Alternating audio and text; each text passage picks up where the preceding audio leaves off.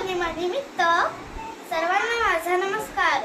गुरु म्हणजे ज्ञानाचा भंडार, गुरु म्हणजे आई बाप, गुरु शरणी जाता हरतील सारे व्याप। माझे नाव प्रिन्स रूपसिंग अटवाल आहे। आज गुरुपौर्णिमा या निमित्त मी सर्वप्रथम समस्त गुरुजनांना वंदन करतो। आपण दरवर्षी आषाढ शुद्ध पौर्णिमेला गुरुपौर्णिमा साजरी करतो। या पौर्णिमेला व्यास पौर्णिमा असेही म्हणतात, कारण आदिगुरु महर्षी व्यास यांचा जन्म झाला होता। आपल्या भारतीय संस्कृतीत गुरूंना ईश्वराचे स्थान दिले आहे।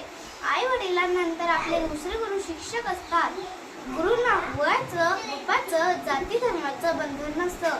गुरूंचे महत्त्व शब्दात व्यक्त करता येणार नाही, इतके मान आहे।